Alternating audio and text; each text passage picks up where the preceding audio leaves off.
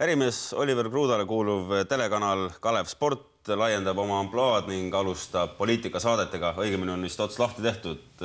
Eile õhtul oli eetris esimene Tallinna teemaline saade, kui telekava paika pidas. Ma kahjuks ei kuulu hetkel Kalev Spordi vaatajate hulka, mul ei ole lihtsalt seda kanalit koduses teles, aga see 2 korda kuus üle nädala on eetri spordisaade, kultuurisaade ning lisaks sellele saab oma iga nädalase tunniajase otsesaate linnapea Edgar Savisaar, kes vastab vaatajate küsimustele. Ja see idee, et Tallinn läheb telesse ja just nimelt Kalev Sporti on tekitanud paksu verd ja meelepaha ning kõvasti vaidlusi. Ja me oleme siia kutsunud külla Tallinna linnakantselei meediajuhi Georg Pelisaare ning siis ka linnavolikogu Sotsiaaldemokraatliku erakonna fraktsiooni nõuniku Jaak Juske. Tere hommikust! Tere hommikust!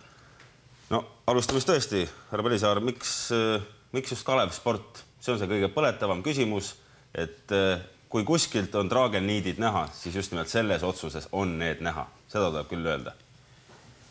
No, alustame kas või sellest tegelikult, et Oliver Kruuda ei ole sugugi mitte ainult Keskerakonda toetanud, vaid toetanud ka teisi erakondi. Sama küsimuse ma oleks esitanud tegelikult ka siis, kui meie vastas oleks mõni reformierakondlane või IRL-i meediajuht. Aga igal juhul valik tehti seekord tõesti Kalev Spordi kasuks ja tehti seetõttu, et Kalev Sport lihtsalt oli kõige altim läbi rääkima saadete teemal ja oli valmis läbi rääkima ka päris vastuvõetaval kellaajal selle saatega. Ja samas ei ole Kalev Sport mitte ainus kanal, kellega on Tallinna linn teinud koostööd. Me teame, et eelmisel aastal näiteks olid saated Kanal 2, Suvi Tallinnas, Talv Tallinnas ja praegugi jätkuvad veel saated TV3-s, see on siis osa liiklussaatest. Aga peamiseks põhjuseks, miks just Kalev Spordis sai just tõesti see, et Kalev Sport oli valmis pakkuma eetriaega sellisel ajal, nagu see on siis õhtune aeg kella 7-st kella 10-ni, see vahemik, kus teatavasti on inimestel kõige suurem televaatamise huvi. Aga erakanalid TV3 ja Kanal 2 ütlevad, et nendega pole mingeid taolisi läbirääkimisi üldse peetudki. Et neil ei olnudki võimalust oma pakkumist teha ju. Fakt on see, et Kanal 2-le on esitatud ettepanek, aga paraku ei ole seda ettepanekut me tagasi saanud, ehk teisiti öeldes sellele ei ole isegi mitte vastatud. Kui Kanal 2 väidab, et nende pole üldse pole pöördutud, siis on tegemist arvatavasti kanalisisese infomüraga. Ja samas me ei välista, et mõned saated tulevad ka Kanal 2 eetrisse, näiteks kas või Suvi Tallinnas. Ja on veel võimalik, et ka TV3-s midagi alustatakse. Selge on see, et praegu alanud saated Kanal 2-s on kokku lepitud saadete põhiliselt ja kui kaua need kestavad, seda praegu veel täpselt öelda ei tea, kas see aeg on siis suveni või on see natuke vähem või on see hoopis tükis aasta lõppu. No, Jaak Juske, mis teid kõige rohkem siis häirib? Te olete opositsioonis üks häälekamaid nimesid. Mis selle projekti üles teid kõige rohkem siis häirib? Et ma alustaks sellest, et sotsiaaldemokraadid on kõigepealt väga teravalt kritiseerinud tänase keskerakondliku linnavalitsuse otsust suurendada valimiste eel ilma ühegi põhjenduseta linna propagandakulusid enam kui 2 korda. Ja nii ulatuvad Tallinna siis avalike suhete kulud üle linna kokku juba 43 miljoni kroonini vähemalt. Seda on ka kinnitanud linnapea ise. See on mõne Eesti väikelinna terve aasta eelarve, eks ole. Ja nüüd sellele propagandakulude tõusule järgneb otsus ilma nii-öelda riigihanget korraldamata suunata sellest rahast miljonid kroonid siis võimupartei suurrahastaja telekanali päästmiseks. Ma küsin vahel, et põhimõtteliselt sedasi ju võib teha. See ei ole ebaseaduslik, et linn propageerib ennast erinevates telesaadetes maksumaksja raha eest, et seaduse järgi on kõik õige, te lihtsalt olete seda meelt, et nii võib, aga nii ei ole ilus või üldse ei tohiks nii teha? No kõigepealt ma alustaks sellest, et ma olen veendunud selles, et linn ei peaks enda promomiseks üldse niivõrd meeletud summasid kulutama. Et meil on olemas ikkagi vaba nagu meedia, kes minu arust täiesti piisavalt kajastab Tallinna linna uudiseid. Aga mis puudutab seda riigihanke korraldamist, siis tõesti võib siin seadust tõlgendada niimoodi. No täna on Tallinna linn seda tõlgendanud niimoodi, et ei pea korraldama riigihanget. Samas ma tuletan meelde, et Tallinna linn käsutab ja kasutab ikkagi avaliku maksumaksjate raha ja oleks igas mõttes õige eetiline korraldada niivõrd suurte summade puhul riigihange. Miks te kulutate siis 43 miljonit meie raha Keskerakonna valimiskampaaniaks? Kõigepealt räägime selgeks selle, et tõesti riigihanget televisioonisaadete puhul ei ole vaja korraldada. Tegemist on siis riigihangete seaduse paragrahviga 14 esimese lõike 7.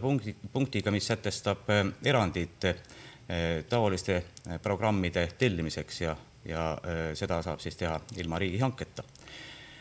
Seda esiteks ja teiseks, see on nüüd vaatenurga küsimus. Kelle jaoks on tegemist linna propagandaga, kelle jaoks aga tegemist informeerimisega. On ju selge, et Tallinnas elab praegusel puhul vähemasti 1/3 Eesti elanikest ja Tallinnas toimub pidevalt väga palju. Aga me ei tea ju, kui palju üldse Kalev sporti vaadatakse, kui need vaatajanumbrid on... Ma tahtsingi nagu norida, et kas see on mitte loll raha kulutame, et ise tunnistasite, et ei tea, mis on Kalev spordi vaadatavus ja ometi on väga lihtne võimalik välja arvutada ju, kui palju maksab siis ikkagi ühe vaataja püüdmine. See on telespetsiifiline aritmeetika, millega kindlasti minust targemad inimesed saavad sellega väga lihtsasti hakkama, aga et te viskate või panete raha projekti, mille tasuvust te ei tea, et kas see töötab või mitte ja siis on küll ju nagu... No vaadake, seetõttu ma ütlengi, et me ei ole sätestanud saadete arvu, seda esiteks.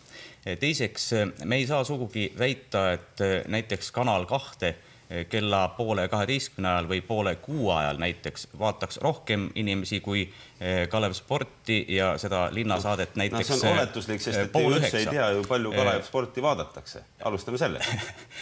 Me selle tõttu pakumegi välja variandi ja pakume võimaluse Tallinna inimestel vaadata seda saadet ja ma usun, et lähiaegadel saab selgeks ka, kui palju siis tegelikult neid inimesi on, kes seda saadet jälgivad. Õiguslikul meedial on hea meel, et me teeme reklaami. Võimalus on vähemasti 70% tallinlastest seda saadet vaadata ja tõesti, praegusel puhul on 1,5 nädalat ajakirjandus aktiivselt kaasa aidanud sellele, et kõik tallinlased teaksid, et niisugune saade on olemas ja ma usun, et näiteks veebruaris, kui korraldatakse küsitlus, siis on meil tõesti selge, kui palju on reaalselt neid vaatajaid ja siis me saame teha ka otsuse, kas me jätkame veel ja kui kaua me jätkame veel sellel. Mulle meenub eelmise aasta lõpust üks uudis, et Kalev Sport kanal oli juba oma esimese kuu jooksul majandusraskustes.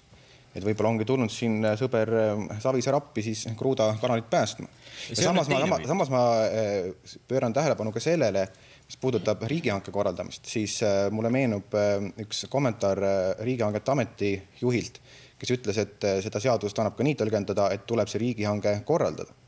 Ja mis puudutab propaganda rahade kulutamist Keskerakonna poliitikute promomiseks, siis just Tallinna linnavolikogu eelmisel neljapäeval arutas linnaosalehti. Linnaosalehtedes on siis poliitikute piltide ja poliituudiste keelamist. Ja me otsisime selle eelnõu aruteluks välja nii päris mitu linnaosalehte. Näiteks meenub üks Lasnamäe leht, kus me saime kokku 12 keskerakondlase pildid. Meenub üks Haabersti linnaosaleht, kus oli 9 keskerakondlase pildid ühes lehenumbris. Et kui see ei ole Keskerakonna propaganda, siis mis see on? No kõigepealt ma ütleksin, et paraku on täna tegemist olukorraga, kus Keskerakond teostab Tallinnas võimu ja teostab seda üksi. Sotsiaaldemokraadid ei olnud nõus 2 aastat tagasi seda võimu jagama. Ja selles ei saa pelgalt süüdistada mitte keskerakondlasi endid, et nad hetkel seda võimu ka teostavad, aga tulgem nüüd tagasi nende poliitikute juurde ja propaganda juurde. Ma usun, et päris paljud televaatajad, kes praegu meid jälgivad, vaatasid ka eile Kalev spordikanalilt esimest Tallinna linna poolt tellitud saadet Kultuurilinn Tallinn ja võivad teha oma järelduse, kui palju oli siis tegemist propagandasaatega, kui palju saadi sellest saates teada uut informatsiooni ja kui palju oli siis selles saates ka poliitikuid ekraanil. Ma ei tea, kas te nägite seda saadet? Ei. Samas, kahju küll. Aga teil on kindlasti võimalus seda saadet veel vaadata, sest vastavalt kokkuleppele peaks vähemasti 2 korral olema see saade ka korduses